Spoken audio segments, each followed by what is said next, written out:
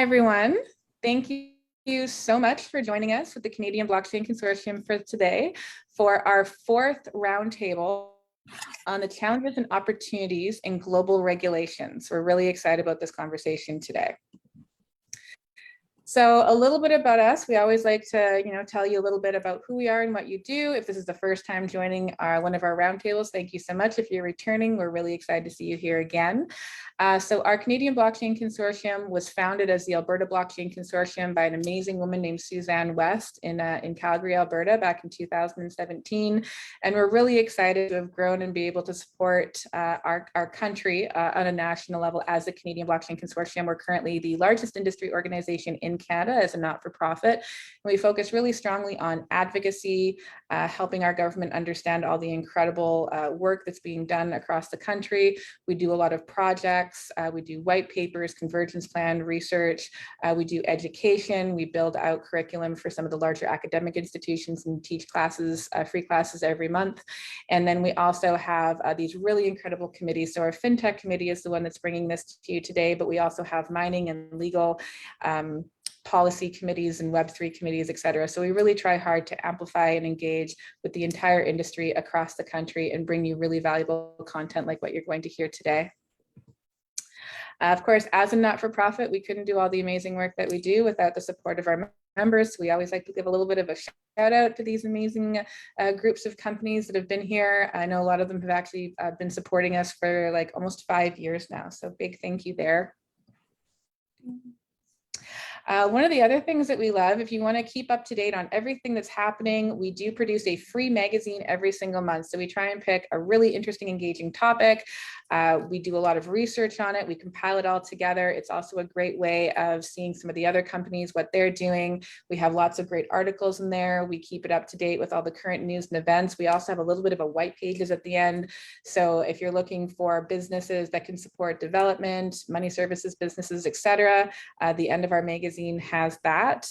So please check it out. If you come to our website at canadablockchain.ca, it is on the landing page. And then if you're sitting in Alberta and you're interested in a very incredible in-person event, we have the Alberta Technology Symposium coming up.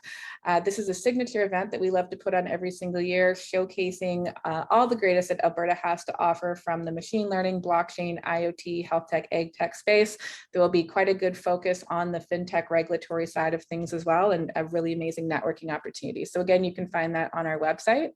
And so to kick it into gear, with today's discussion. So with the rising profile and adoption of crypto and digital assets and accelerating across the world, few topics are as important to reimagining Canada's economic future and ensuring safe access for Canadians.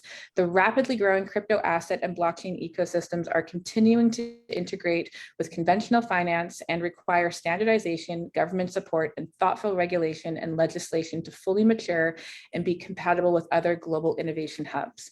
So by uniting regulators from these other hubs, we are very excited to bring together leading regulators from Malta, Bermuda, and the Cayman Islands that are at the forefront of regulations pertaining to crypto assets. All the panelists represent jurisdictions that have developed and supervised landmark legislation and regulatory framework with respect to digital and crypto assets. They are paving the way in thinking how to responsibly regulate the industry and its participants, and we are excited to bring them together to discuss the opportunities and challenges they face. So we have members from Bermuda Monetary Authority, the Malta Financial Services Authority, Cayman Islands Monetary Authority, CSA, IROC, CRA, Bank of Canada, FinTech, OSIF, and the Financial Minister's Office will be in attendance. The session is being recorded and is open to the public to attend in viewing mode. Only designated speakers and members of the aforementioned offices will have the ability to speak during the session. All other participants will be in observer mode. So as a friendly reminder that regulators and legislators would prefer not to take questions directly other than from each other and the session's moderator. We will pause for Q&A at the end of the session today. So I'd like to introduce you to our phenomenal moderator, Dina Mainville. So Dina leads the business development for CipherTrace, a leading cryptocurrency compliance firm, and is the director of industry engagement for TRISA, an open source solution for the FATF travel rule. She is also the chair of our FinTech committee with the Canadian Blockchain Consortium. She works with governments, financial institutions, and regulators to implement technologies that enable transparency and compliance within the virtual asset ecosystem, preventing fraud, money laundering, and other financial crimes. So thank you so much, Dina, and all of you other panelists for being here today. And Dina, I'm gonna leave it to you to kick this off. Okay, fantastic, Kalea. And thank you so much to the Canadian Blockchain Consortium for hosting this fantastic event. This has been months in the making. Thank you to everybody that is tuning in with us today. We have a fantastic discussion for you in store. And special thanks to all of the incredible speakers that we have on the floor with us today. So if I can pass it to each one of you to do an introduction so the team knows who we're talking to. So Moab, maybe we'll kick it off with you. Sure. Thank you, Dina, and thank you to the Blockchain Consortium for the invitation to this event. So I'm Moad Femi. I'm the Senior Advisor for FinTech at the Bermuda Monetary Authority. So I lead the team that's responsible for the supervision and licensing of digital asset businesses in Bermuda. I was previously with the AMF in Canada as a Director of FinTech and Innovation. So I'm very familiar with the context. Thank you, Moad. Thanks for being here. And Aaron? Hi, yeah, thank you for having me as well. My name is Aaron Unterman. I'm the Deputy Head of Policy and Development at CIMA. Within my role, I'm responsible for policy development in the virtual asset space, so responsible for all of the rules and guidance. I also am involved in the registration process, registering of VASPs. Prior to coming to Cayman, I worked at the Ontario Securities Commission, and before that, I was in private practice at one of the major Canadian law firms. We are very happy to have you, Aaron. Thank you for being with us here. And Kemi? Yes, that's my cues. Hi, everyone. Thanks for having me. Kemi Pepos, Deputy Head FinTech Supervision at the MFSA. Essentially, I'm leading the team that is responsible for the authorization and supervision of VASP, as well as issuer. Before joining the MFSA, I was in the private sector, started in a very traditional banking environment. And when I heard about blockchain, I thought this was a nice industry to join. Amazing. Thank you for being here, Kemi. So as Kalea alluded to, the mandate behind this event is to bring together some of the most forward-thinking regulators globally when it comes to digital assets and learn through them what has worked, what have the challenges been, what are some of the guidance that they would offer to other regulators and other jurisdictions that are approaching this space. So I am personally really excited to have everybody here. What I'd like to do, maybe just to get everybody on the same page, is to give the audience an idea of the current state of legislation in all of the countries that are represented here today. So maybe Moad, again, we'll start with you. Can you help us understand what's happening in Bermuda? Sure. Thank you for that. Yeah, I think I should start by saying that, the Bermuda Monetary Authority is the integrated regulator for financial services in Bermuda. So in developing the framework, we benefited from, considering digital assets to the entire spectrum of financial services and not narrowly. So the framework is composed of two main pieces of legislation. The first one is the Digital Asset Business Act, 2018, and the second one is the Digital Asset Issuance Act of 2020.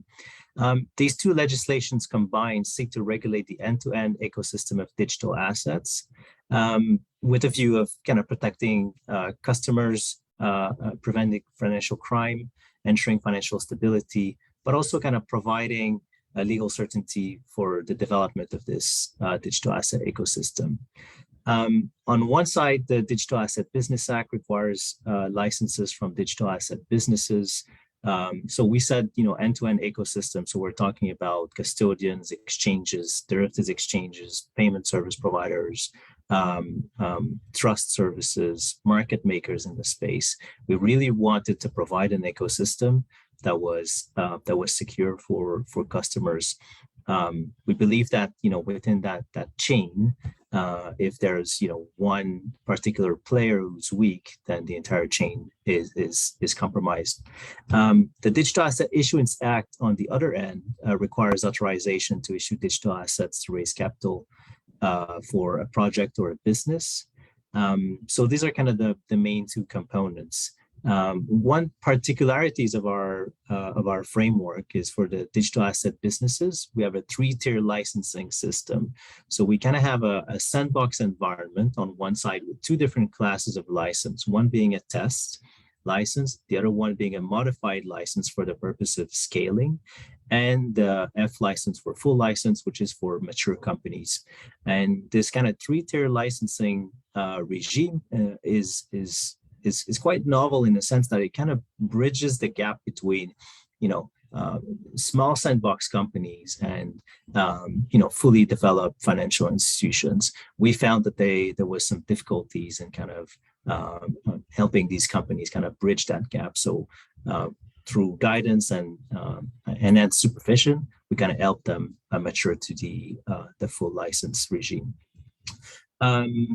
So yeah, when we consider the framework, we were kind of looking at the entire remit of the BMA, which is, not only across financial services, but also across the various missions of financial regulators. So we look at it from,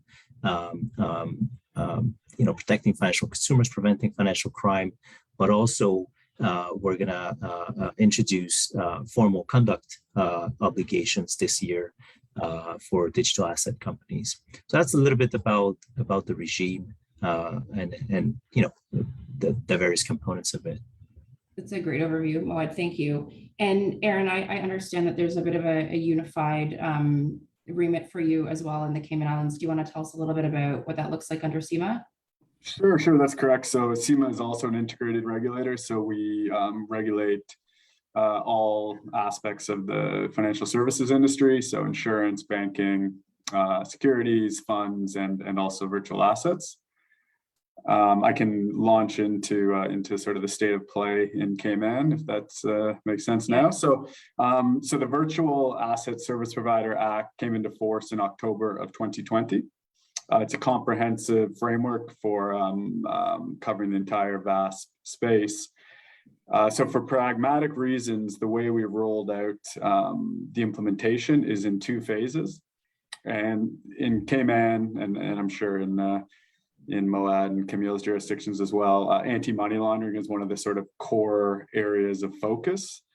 And so the first stage, or phase 1, as we described it, was a registration phase. So that's bringing everyone into the tent and performing a very in-depth analysis of money laundering risks, as well as cybersecurity and other sort of major red flags. So that's sort of the first phase of implementation, which we were in. We're now moving into sort of phase 2, which is the development of a licensing and issuance regime. And so we're currently creating rules and guidance in that space. We have already consulted on our rules for custodians and virtual asset trading platforms, and that consultation went very well. We expect that those rules will become final within the next couple of months, and we're hopeful that will be the case. We are also working on issuance rules right now, and those will be published for comment this year. And finally, we are developing a sandbox, and we're currently in the process of sort of identifying themes for that sandbox. And further information will also be out on that sandbox this year. So that's generally the state of play in Cayman. It's a very exciting space, and there's been a lot of uptake. So it's been excellent rollout so far. Fantastic and really exciting time in Cayman indeed. Kemi, what about for you? Tell us a little bit about the state of legislation in Malta. Sure. The MFSA is also an integrated regulator, so I guess that cannot be a coincidence at this point. So yes, from banking, insurance, whatever you can think of in the financial services in Malta, we're the one. In 2018, a Virtual Financial Asset Act came into force, and that's a regulatory framework that covers activities from VASP to issuer of virtual asset to even VFA agent, which is basically a regulated promoter. The framework is based mostly on the high-level principle of MiFID, which is the European framework for investment services. So you would find the same element there. And similar to MiFID, it goes beyond just AML requirements. So it introduced prudential requirements, conduct of business, market abuse. So it's really a full-fledged regime. In addition to that, in 2018, as part of this package, there was also two other pieces of legislation that were introduced to bring some technological assurance to the sector. So, for example, mandating system audits and having really an entire framework looking at the technology, looking at the smart contract and things like that. And since 2020, we're also very lucky to have a sandbox at the MFSA. So that allows us to cater for the most innovative projects. Excellent. And can the panelists maybe tell me a little bit about what the motivation was for formalizing a digital asset regulatory framework? What kind of precipitated the decision to move forward with this? And I'll let whoever would like to answer first answer. Happy to jump in. I think when we consider the development of the framework, we looked at the other pieces of legislation that were already in place in Bermuda, either in the insurance sector or in the investment sector, and we quickly realized that they would not fit neatly for digital asset, resulting in potential gaps if we would try to shoehorn digital assets within these sectors. The high-level principles of these legislations, however, would still be very relevant in the digital asset space. So, acting in a prudent manner, having the proper skills and expertise. So when we designed the legislation, we used the high-level principles of what was already pre-existing, and then adapted those principles to the particularities of digital assets. For example, in the development of a custody code of practice, the management of keys, thinking about, okay, well, should regulators have access to a node to kind of see transactions on a particular blockchain? So really, we used the high-level principles and then we adapted, rather than trying to adapt and kind of make it fit within existing legislation. I think in hindsight, it was a wise decision, and it kind of enables us to kind of achieve our mission, to its full potential.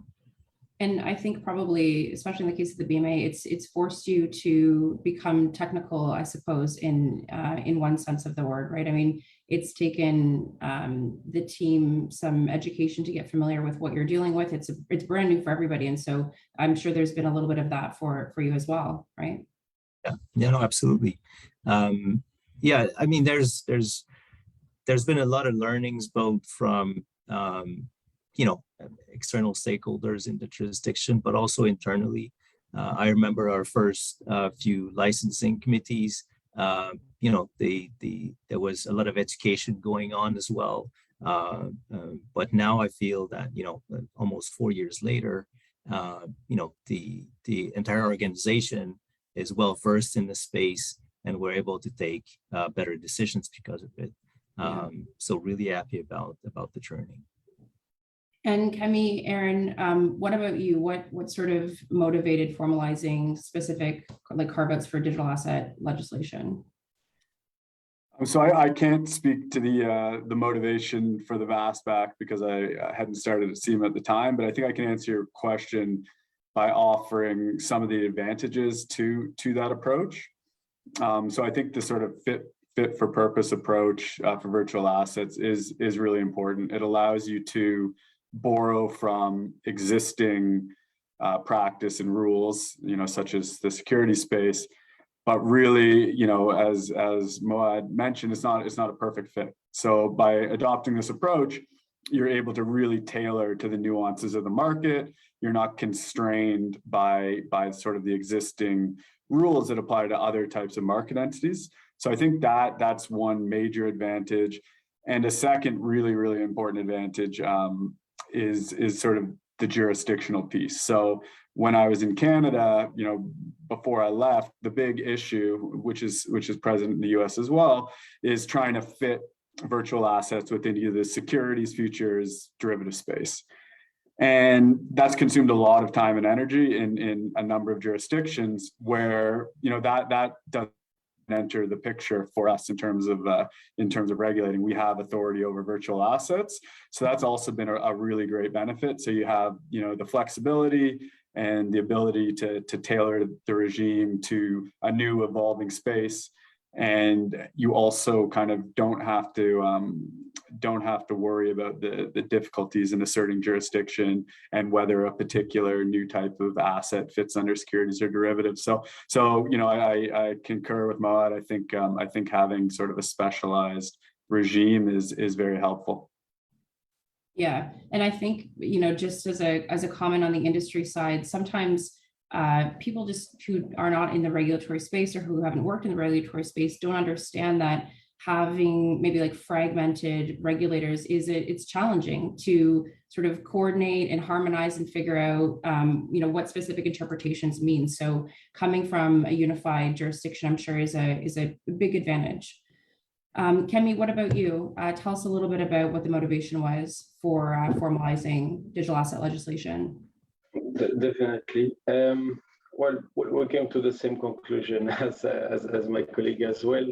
What have been very difficult to use existing laws, especially we had the challenges of being a European member state, which mean that most, if not all, of our financial services across Europe are governed by European piece of legislation, which means that if we wanted to use the existing laws, which is not the best, as we know, or not the wisest choice, would have need to either amend or interpret European laws, which is really less than ideal because one, it's extremely cumbersome, and the second one, it could really lead to regulatory arbitrage.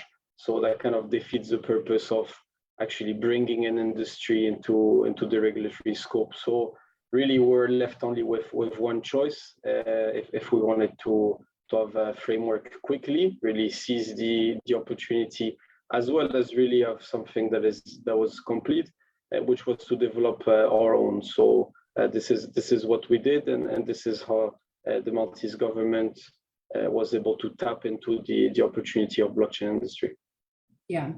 And for the folks that have joined us today who are maybe not familiar with what the process for doing something like this looks, can you maybe walk us through how new pieces of legislation are coordinated, how they're consulted on, and what happens through to finalization?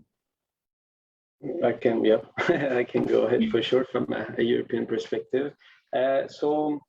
How it started here in Malta, it started from the government and not from the regulators. So the government at that time expressed a very strong interest in pursuing this blockchain industry, developing a local blockchain industry. Obviously, Malta is a small island. There's no natural resources or whatnot. So it's only by pursuing those niche sector that economically Malta can grow. So it's quite normal that they made that decision. And then the next step in the process was to consult the MFSA. The MFSA can have an advisory role when it comes to policy decision in financial services. And the government asked the MFSA what would be the best way, how could we attract this industry while mitigating risk. So then the process of consultation started. The MFSA, just like any other financial regulator, started consulting the markets, the public, peers. We're lucky, obviously, being European member states, that We have European supervisory authorities as well, and we can tap into those resources, see the different school of thoughts. So this is exactly what happened in 2017, couple consultation with the public. And then we quickly realized, the board of governors of the MFC quickly realized that the only way was to create a framework. And then obviously the drafting is mostly an iterative process, consultation with multiple stakeholders that would be impacted by that, up until ultimately, reaching a sense of consensus, and then pushing this piece of legislation to Parliament. That might accept it at first draft or send it back to the drawing board. All depends. But what really makes the difference is if there's, let's say, a vision and alignment, and this was the case in Malta. The government was really strong on pushing this, and this is why in relatively short span of time we're able to have this piece of legislation. I said in less than 12 months, which for anyone outside of the regulatory space might appear extremely long, but for a European member state, it's almost a record. It's extremely fast. So, and this is only because the Maltese government was able to rally everyone behind their vision, and really would pull the rope as one, and that really made the difference. So I do agree with Aaron's comments. What we see, in Canada or even in the US, there's a lot of time wasted, and that really shows that, because bit of lack of alignment, boundaries are not really clear. In our case, it was a bit cleaner and a bit simpler, and so we're able to have this framework out in 12 months. Right. And Moad, I think probably you would echo some of the sentiment around alignment. I mean, Premier Burt has been very vocal about his support for digital assets. He comes from a technology background. Can you maybe speak to some of the process in Bermuda? Yeah, no, thank you. You're right to point out jurisdictional alignment is key in Bermuda. I think it allows us to have developed a framework quickly, but also to maintain the framework, because there's a lot of maintenance involved, and the legislative process is not one that stops once a bill has been adopted. So Bermuda has a lot of experience in developing regulatory frameworks that are novel, innovative. It's done so in the insurance industry for decades. The public, the regulator can sit together with an open mind and the willingness to learn. And it was, I think, really important for digital assets, for the digital asset sector. I think as you mentioned, the government had a very strong vision, but it also had to convince other stakeholders that this was a prudent thing to do. Because you don't want to venture into a sector and jeopardize a reputation you've taken a long time to build. So I think really the main thing is really to keep the open mind and the willingness to learn. There was, of course, the public consultations. The government that set up an advisory committee to facilitate the development of a bespoke framework.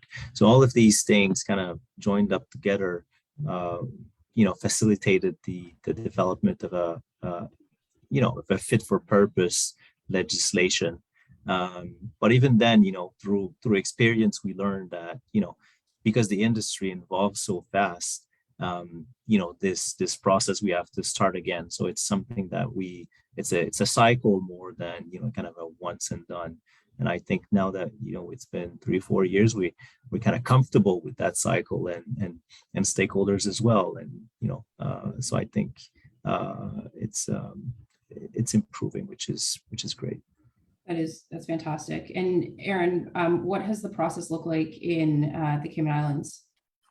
So yeah, I think it's been quite similar to what Moad and Camille expressed. The government enacted the VASP Act. That was done through a consultative process.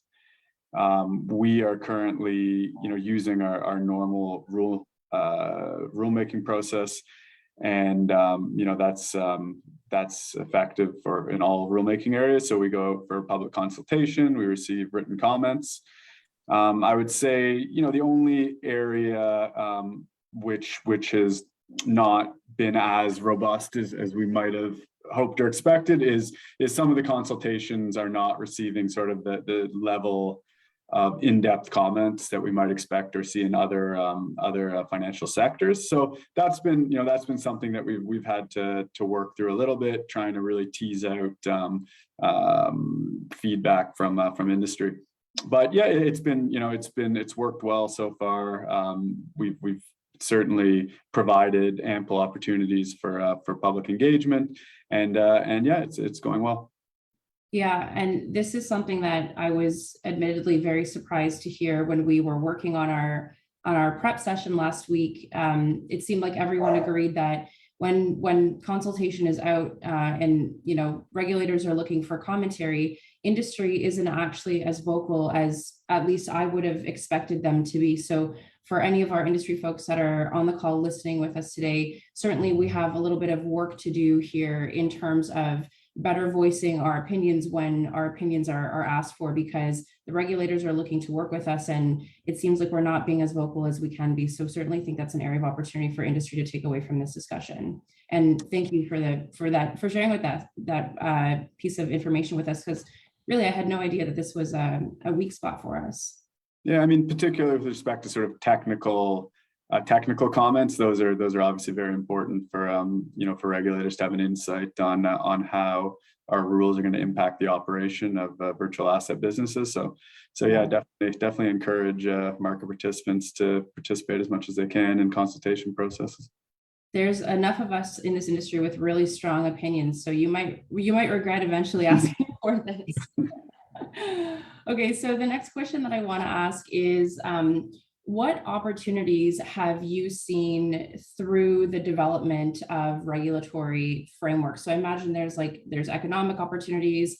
I'd like to hear just from each one of you individually what you've seen come out of the move to actually come out with something formal around digital assets. What are the benefits? And Moed, you're on, so I'll just call on you first.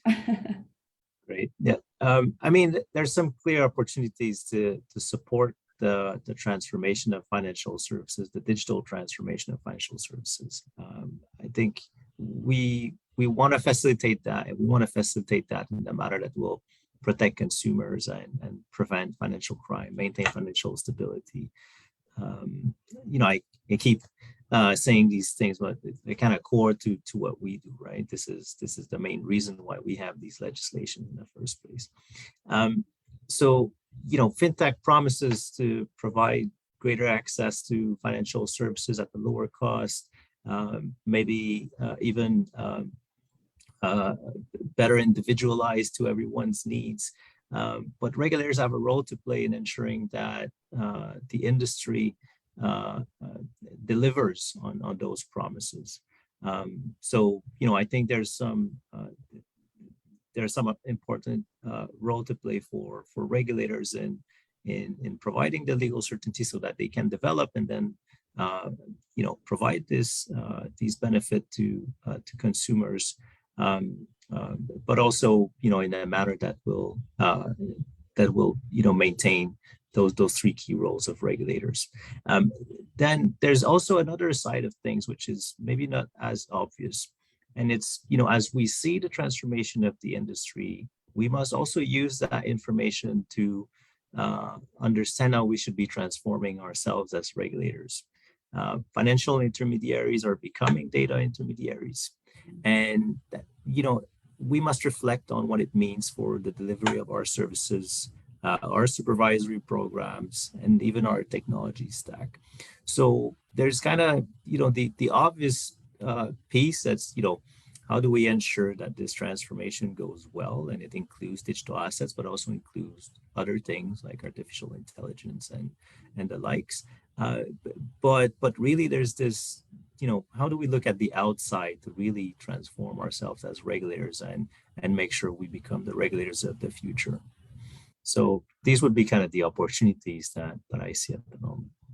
I think that's a great vision for the future when it comes to looking at this through the regulatory lens, is the transformation piece. Kemi, what would you say are some of the opportunities that you've seen falling out of the development of a regulatory framework in Malta? Well, I'll definitely echo Moad's comment. What I would say is that it allows sustainable growth. I mean, ultimately, this is what any piece of legislation should bring. That means it's regulatory certainty for operators, investors, institutional investors. It's also, protection of consumer, establishing standards. I mean, regulators are never against innovation. That's maybe a misconception, but it's done the right way, I would say. So obviously you have a duty. Being a regulator is pretty noble role. You need to protect the market, the stability, the integrity. Many times you're also responsible for protecting the reputation of your jurisdiction, things like that. So you don't want things to be done, the wrong way and ultimately being a failure and being something that we all regret. So yes, you need to be conservative. You need to move baby steps, but you should not stifle innovation. And this is what legislation ultimately brought, is the opportunity for some operator to set a foot in Europe with regulatory certainty. And they're not a pariah. They're not, unregulated entities or things like that. They can offer the services. For consumer, it's protection, knowing that you're being provided services from an entity that has been checked by the MFSA from all level. The shareholding, the competence, their fitness and properness. So this is really what it brings. And then ultimately there's the economic growth that comes with it. There's companies opening up. There's offices being rented. There is a supplier, service provider directive. There is investors with new investment opportunities. There is jobs created. All goes with that, but that's just creating a new sector. So yes, fantastic economic opportunity for sure, but done in a sustainable manner. That's really what this legislation has done.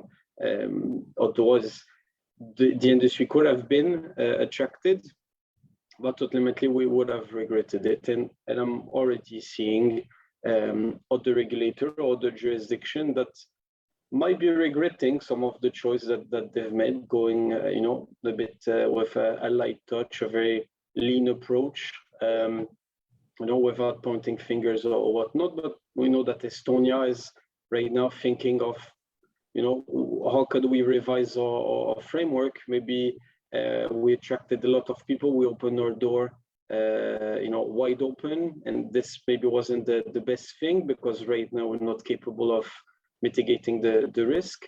So yes, we're very glad that we had this framework. Yes, potentially we have a less number of operators, but I can sleep at night. I know that this was done the right way, and I think that everyone is able to see that. Even when an internal body does an examination of Malta, they can see that we understand the risk and we're able to mitigate the risk properly with our framework. So baby steps, you build on what you have. Right. And Aaron, what are your thoughts here? What are some of the opportunities that you've seen in Cayman? Yeah, so really good points by both of my colleagues that I'd echo. The virtual asset space has a ton of potential, and economic development, of course, is very important to every country. So to the extent that you can build your economy with innovative new sources of development, that's always excellent. In Cayman, we adopted a very tailored approach, which has flexibility for industry, but we also adopted a very thorough regime. There are a lot of AML requirements, and we're working on a full prudential and market conduct oversight regime. And what we found is that is actually attractive to the industry. So the people who are coming to Cayman they want to be regulated. That's why they're coming here, not because it's sort of an opportunity to operate in an unregulated environment. And that's really, really important to our jurisdiction. So we're actually attracting the exact type of operators that you would want, and there's a symbiotic relationship. And at the same time, it's helping to keep out the bad actors. So now that we've identified who the people who want to come in, want to be regulated, are being very open with all sort of information we could possibly look for, and it's allowing us to put a spotlight on the people we don't want in the jurisdiction. And so part of our rollout right from the very beginning was to do a perimeter review and identify the actors who are acting here who haven't come in. And it's much easier to spotlight who the bad actors are when you can very clearly, indicate who has actually come in to be regulated and who hasn't. So I think, the big opportunity that we've been able to seize on that is to be able to really attract, key, important, major players in the industry, but ones that want to do the right thing, want to be regulated, and are willing to take whatever steps necessary to kind of move into that space. And I think that's how we've sort of capitalized on from a regulatory perspective, the opportunities, the new opportunities in the market. Yeah, and I mean, I've even seen that personally with folks that I know who are entrepreneurs in the space, just gravitating to places where they have certainty, they know that they're building within, structured legal confines that they understand. And I think that's attractive. I think, there's this misunderstanding that crypto businesses want to go to places where there are no regulatory frameworks in place. And that's not the case. They're building businesses and there are jobs at stake and they want that clarity. So I've even seen that from my perspective. And I think, I also see this in a different way, which is that I've, for a number of years, have been very lucky to work with some of the most forward-thinking regulators in the space. And you're part of history, right? This isn't just about, Bitcoin. This is about bringing this technology to the world and to using it to advance humanity and build prosperity. And it is a human revolution. So it's incredible to have so many folks being a part of, this historic moment. So I wanted to ask now that we've heard all of the good and the opportunities, what are some of the challenges that you have encountered? And I have a couple off the top of my head, but I'd like to just kind of hear from everybody in an open-ended question first. Aaron, do you want to maybe kick off that question? Sure, I can. And sorry if I'm too pragmatic in my themes today, but I would say one of the major challenges has been for us is just the resourcing and expertise piece. Right now there's a global competition for talent in the virtual asset space. So, you really have to try hard to recruit, and then you have to, in most cases, develop internally. So there's a really big learning curve for a lot of people involved in the process, and that that comes with its challenges that can cause some delays. I would say there's an equal sort of learning curve issue on the industry side, and we've definitely seen that. And while the industry participants are the experts on the actual product, the sort of level of expertise on the regulatory compliance side is certainly a work in progress as well. So you've got on the regulatory side, we're just learning, we're getting up to speed on the products, and on the industry side, you've got the product expertise, but getting up to speed on regulation. So that's been a challenge. And then I guess the second challenge I would point out is just the sort of pace of evolution in the industry. Right now we have a perfect example of that in Cayman, where we're working on our rules for ICOs. And those, that will also cover stablecoin and some other areas, but already we're seeing a significant decline in that type of activity. But we're seeing a growth in other types of activity. So we're seeing what I would call banking, like, activity, staking, lending. We're seeing that grow, and that's not something that we sort of anticipated in the legislation. We're seeing developments in the NFT space that probably is not far off from what would be considered virtual asset service provision. So there can be times where you're you're working on sort of yesterday's problem and yesterday's issue when already the sort of the chains have moved. So yeah, and I mean that's to be expected. This is a growth area. It's changing, monthly or daily in terms of development. So really keeping pace, and even in a jurisdiction like Cayman where we can react very, very quickly, there's still work that has to be done. There's still the legislative processes. So, you can't keep up with this pace of growth and evolution. So that would be my two major challenges that I've seen here. Moad, what about you? What are you seeing? I have to agree with Aaron. I think the pace at which the industry moves is definitely a challenge. We the cycle of revisiting our legislation and our framework to ensure it's fit for purpose is continuous. And every year we bring amendments. That means, there's someone at the BMA working every single day of the year on, a part of that process, because, there's a lot going on in the background for the policy development, as Aaron would definitely know. The skill set, I think it's true. I think it's, I was talking about something this week with our CEO, something about our IT development, and but it's kind of similar situation. If you want to explain what blockchain is, and you put it in a document, it's going to be very difficult to understand. Yet you can use it, and you're kind of gonna get a better grasp of what this is. And I think in the way that we're used to delivering training to our staff, it was very classical type of training in the past, but now we must find ways to bring hands-on training so that they can experience the technology themselves. So, finding the right skill set is difficult, but also kind of changing the mindset of how should we be learning about these technologies. And then the last challenge, and it's one I'm sure that other regulators are facing, is the fact that managing a sandbox requires significant resources. So currently, for our entities that are within the sandbox, we receive monthly data. We have monthly or quarterly supervisory meetings with them. We want to ensure we give them the right guidance, that the entities are off to a good start in terms of compliance, risk management. So, it requires significant resources. So as the industry matures, of course, there's going to be a better balance between entities that are in a sandbox and those that are, in a full license, as we call them.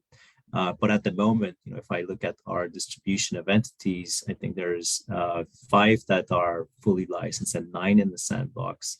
And the fully licensed ones are subject to yearly on-sites. It still takes more time to prepare for that big event. But on a monthly basis, there's not necessarily as much work. So there's quite a bit in terms of kind of commitment that is required from the teams and from the regulators that want to go into that space. It's one thing to build a good legislation, but the way you're going to implement it is, or implement the framework, is almost as important. And it comes with the skills, the resource, but also cultural aspects as well. Yeah, and the agility, as you've all said, to keep up with all of the development. Emi, what about you? What are some of the challenges that Malta has been faced with? Malta, but I think it's global challenges, because obviously it's a global industry. So I think when I'm hearing my colleagues, I see myself there as well. The similar challenges. Definitely the talent pool. Malta is a pretty small island. This is quite difficult to attract and retain talent. There's definitely some poaching between regulator, looking at Moad, for example, but even between the public and the private sector, we're seeing more and more of those VASP that would poach ex-regulator or soon to be ex-regulator. So it's very difficult to get people from the private sector to the public sector, while you would think that, with the direction that is taken, that, every country will ultimately implement a regulation and there's going to be more and more. One would think that there's a fantastic career here, in the regulation and that space.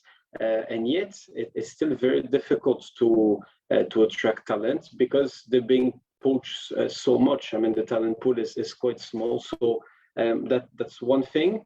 The second one is, obviously there's a knowledge gap. It was expected, but it's the speed at which that knowledge gap is filled. I mean, Bitcoin has been around for more than a decade, and yet I find myself, most of the time when I have a meeting with key stakeholders, would it be external or internal, still explaining how blockchain works, or things like that. So sometimes you have this feeling of one step forward, two step backwards. You think that the knowledge is coming, but not necessarily, and that could lead to very, I wouldn't say awkward situation, but situations that are really unpleasant for the industry. So maybe out of lack of knowledge or whatnot. Obviously, there's fear that comes in. There's always that question of risk appetites that comes in. So ultimately, you see that the crypto industry is underserved by banks, insurance. They might be almost mistreated, if I can use that, and that's a bit sad because obviously, as a regulator, we're pushing for something, and we're seeing those operators that come here that do want to be regulated. Really, they want to do the right thing, absolutely every steps, and then you will see something as stupid as a company that that employs people, that is a license, that cannot open a bank account. So that's kind of the challenges that you will see, which is very, you will say, almost futile, but it's practical. A company does need to employ people, they need to rent an office, they need to have a bank account, they need to have an insurance, this type of thing. And then that leads to some policy decisions sometimes are extremely harsh when it comes to crypto. I mean, right now it's a terrible situation what's happening in Ukraine, definitely, but we're seeing here in Europe close to a harassment on crypto. I mean, the sanction, the threshold keep lowering and lowering, and you see, as crypto is used only by criminals. I mean, I thought we'd evolve past that, but sometimes you see that in those moments where maybe there's a lack of knowledge, then fear settles in quite well, and that's quite a problem. And then obviously as a challenge, I mean, the speed of the industry. Our act is almost outdated now, and it's only 2018. And when you look at MiCA, which would be in place in 2-3 years, today it's already outdated. So you cannot imagine in 2-3 years how it's going to be. So definitely, I mean, regulators are used to play catch up. That's always what's going to happen. But the speed of the industry, that every 6 months, every 1 year, kind of find a new product, a new service, it's very difficult to keep up. So that could lead to some regulatory arbitrage. Ultimately, having bad players that take the opportunity because the space is not regulated or things like that, which ultimately is nefast for everyone and just slows down the adoption by the great public. Yeah, actually, one thing that I've sort of heard echoed in various ways here is just that, well, first of all, we've talked a lot about like inter-jurisdictional challenges and maybe not so much about cross-jurisdictional challenges, but one of the things that I think maybe the panelists will agree with here, I had the great pleasure of being on the Financial Action Task Force Virtual Asset Contact Group meeting on Monday. And one thing that I heard come up over and over again was the difficulty in unharmonized regulation. So if you look at something rather like the travel rule, you have and I know all of the jurisdictions represented here today are actually among the 57 countries who are either have already passed laws or are currently passing laws as they relate to the travel rule obligation for virtual asset service providers in their jurisdiction. But if you look at something like that, it becomes very difficult when you impose a certain rule on virtual asset service providers doing business in or from within your own jurisdiction. And these are businesses that are doing cross-border business with lots of other organizations who might not be subject to the same regulatory scrutiny or obligations. And so I'm sure that the panelists would agree that there are also probably some complexities and challenges in terms of, you know, trying to understand this space, trying to find enough people to appropriately you know, regulate the space in your own jurisdiction. But then there's this added level of complexity, which is how do you even advise your virtual asset service providers to do business with other countries where maybe there is not the same level of clarity? I think it shows how important it is that you know, regulators worldwide you know, work on regulatory frameworks for digital assets, you know, for reasons like that, to, you know, raise the bar in terms of the fight against money laundering, but also to make sure that consumers are protected. And it will facilitate the development of the industry as, you know, the headlines get replaced from, you know, some scandals to some positive news. So every time there's an exchange that, you know, someone is just, you know, gone with all the keys because there was not the right you know, systems of controls in place, you know, it just jeopardizes you know, the work of the good companies. And I think more and more regulators kind of working together to kind of develop these frameworks, I think is going to be great. There's not necessarily harmonization at this point. I don't know how much there's an immediate need for harmonization. I think it's just everyone needs to, you know, develop their framework and then work with the international organizations to harmonize what needs to be harmonized. But there will always be, you know, some differences, just like there are differences in investments across Europe and you know, North America. But there will always be these kind of nuances here and there. But I think, you know, really regulation is really the key to fostering customer adoption and ensuring that digital asset businesses have the ability to open up these bank accounts, because banks feel comfortable that they are dealing with legitimate businesses and not you know, just bringing in reputational risk. Yeah, this is a bit of my pet issue here, so I'll say a couple words if that's okay. So completely agree with you, Dina, that the work being done by FATF is very, very helpful, especially for smaller jurisdictions like Cayman. It's greatly utilized by us. So having that as a standard for AML is terrific. Where I see, you know, significant problems on the horizon is with sort of overlapping regulation of crypto entities. You know, crypto exchanges in particular, you know, they're truly global in nature. They'll have customer bases from, you know, over 100 countries.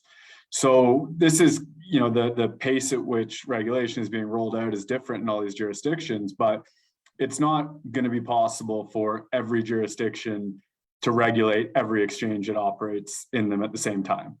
So that's just not feasible at all. So, you know, at some point, coordination is going to have to happen, or some system of substituted compliance where the fact that you're regulated in a strong, under a strong regime like Cayman allows you not to be regulated in the same way in the jurisdictions in which your market participants operate.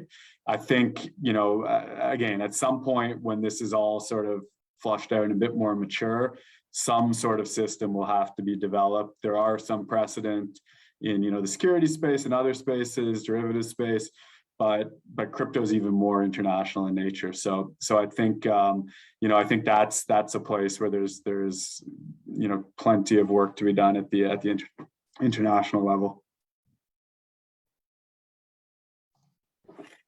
Maybe to highlight this problem, because I do agree with Aaron, I can give the case of Europe. Right now, obviously, there is no equivalence or no harmonization in terms of framework. So that means that a VASP offering services in multiple European countries need to individually register in each of those countries with the regulator, and in some cases cannot even use the same entity. So you have someone that just want to tap into a group of countries that are supposed to act as one zone, and they need to have 15 or 27 different entities. I mean, operationally, it's just a nightmare. So, and you're talking just about Europe. When you're across continents, it becomes just mind-blowing. And this is for entities that actually do want to be regulated. So yes, this lack of harmonization doesn't make it easy, for sure. It's gonna take some time, but I hope that there's gonna be even system of equivalence that will be in place, where say, yes, you don't need to obviously be regulated in my jurisdiction and in every jurisdiction, but you're regulated in a reputable jurisdiction, they have a solid framework, and I can recognize it. I mean, this is how in other sector, more traditional sector, this is has been solved. I should be able to recognize the registration from my fellow panelists. If someone is regulated in a Cayman or a Bermuda, I should say, yes, you're in the good hands of that regulator, and they have a solid framework. But right now, it's not the case. So yes, definitely that leads to certain situations that are really unpleasant for global operators that have plenty of retail clients, and it makes it almost impossible. So sometimes you do appreciate that some operators want to completely escape even the regulatory landscape, saying that this is impossible, just in compliance, just keeping up with the change and all the jurisdiction that I'm in. It's almost impossible. I know of certain operators that have a team that are just looking at that, scrutinizing each week, each jurisdiction where they're offering services, seeing if there's not a change, and if they're not in breach of something that they were not aware of. I mean, this is almost impossible unless this is solved. This is going to be difficult for the crypto industry. So I know we are about at time here. I did want to ask two questions that we received today, because I think they're important ones. So for anyone that can and is willing to answer these, the first one is, there has been some commentary with respect to the difficulty that cryptocurrency companies have had in establishing banking relationships. Are any of the regulators here today actively working with the banks in your jurisdiction to help them maybe approach this space in a way that they're more confident with, or what does that kind of look like in your space? Since I brought this point, maybe I can touch upon it. Yes, the MFSA is trying to help in that situation. So the mere fact that we're regulating that credit institution doesn't mean that we can impose on them certain things. So the risk appetite is their own. There's nothing that the regulator can do about it.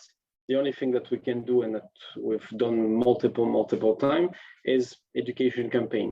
Essentially is showing them that no, they are working with legitimate companies that are regulated, some of the strongest framework in the world. All risks are mitigated, things like that. So it's constantly that education that needs to happen. But sometimes it's not enough. You can educate the banking industry as much as you want. As we know, most of the banks operate in group. So I might only have branches here of certain banks that then reports to a headquarter, and I have no way as a regulator to touch that headquarter. So those are a bit, let's say, global policy.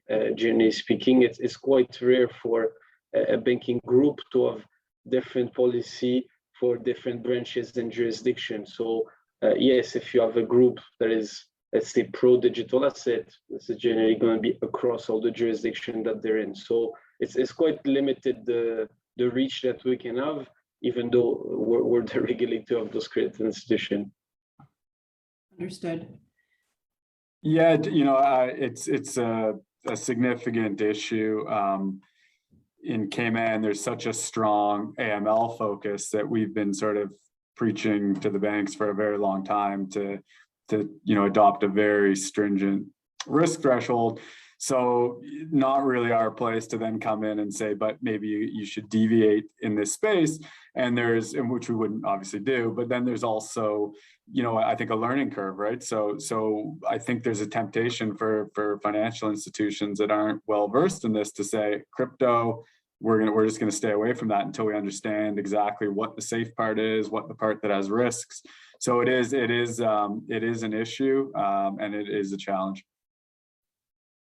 I think it's also evolving. I think the issue is slowly changing every time. There's more positive news than bad news, and in this industry, and I think if we compare where we were 10 years ago, I think we've made a lot of progress. So it's not, I think it's not going to be an issue that's going to be forever. Of course, there's always going to be some companies maybe that have more difficulties than others, but I think as the digital asset ecosystem evolves to more institution, or it gets institutionalized, I think there's some positive there for the industry with the ability to connect with the traditional financial system.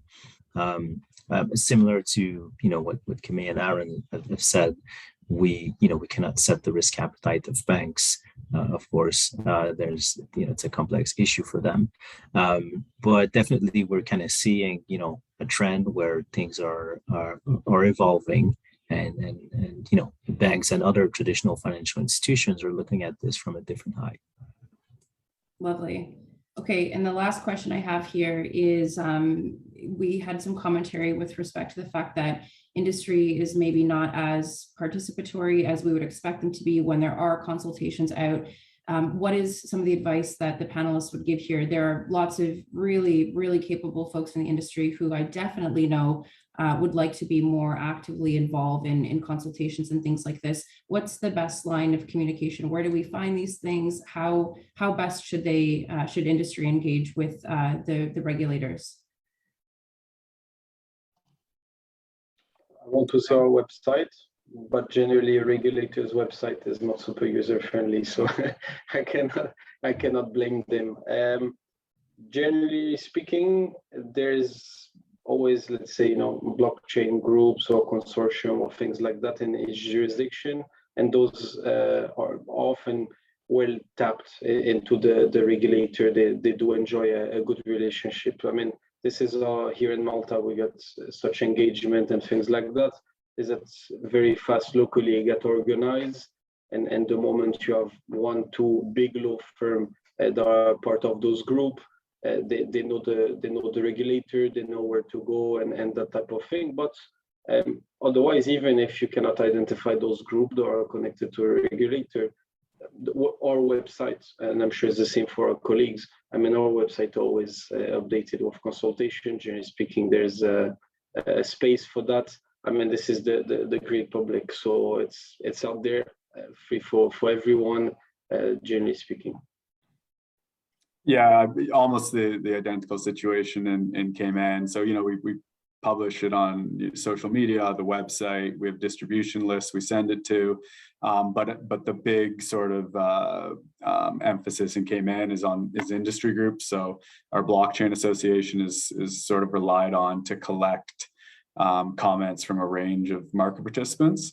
So I really encourage anyone to contact industry groups in our jurisdiction, because that's typically how it works here. Yeah, I think the focused approach is probably one of the best ways to go. Some of the documents as well that regulators publish are not always easy to read. They're not fun, that's for sure. But sometimes they're not easy when we publish things in kind of very technical in nature. So maybe we also have to reflect on, okay, well, how do we get the best ideas and insights from the industry by speaking their own language. So I think we also have a role to play in that evolution, and not just using the traditional ways of dealing with traditional institutions that, have adjusted for, 100 years to the way to communicate with regulators. So how do we communicate with our firms now should also evolve. Since we're doing, I guess, this panel in Canada, I think, regulators sometimes are like goalies in hockey. They're a little bit weird. They like to read very long documents and legislations and things like that. But, maybe not everyone is like that. So how do we get, other types of hockey players to get involved in our, in our game? Perfect. And there was a last question with respect to who can provide this insight. So this is open to everybody, guys. So if you're on the industry side and you're listening to this and you think that you have, things that you'd like to share with regulators all across the globe, this is something that you're able to do. So don't be shy. You're not limited to where you live. And obviously this is something that we're looking for. So with that, we're 10 minutes over. Thank you so very much to everybody on the panel today. Your insights are invaluable, and I'm so glad to be working with you all in this space. So thank you on behalf of the Canadian Blockchain Consortium for joining us, and thanks to all of the participants today. And Kalea, maybe I'll just let you sign off with a last few words. Awesome. Well, thank you guys so much. I know I learned a lot today, so I was really excited about being able to listen on this panel. We will be hosting these regularly, so if you're interested in more of our quarterly roundtables, please sign up for canadablockchain.ca, come and join our newsletter, see our magazine. We want to be able to provide more amazing content like this so you can learn about what's happening locally and in other jurisdictions and make sure that we are supporting the blockchain ecosystem across Canada. So thank you guys so much for being a part of our panel today, and thank you, audience, for tuning in and listening. Have a great day. Thank you, everybody. Thanks, everyone. Thanks, everyone.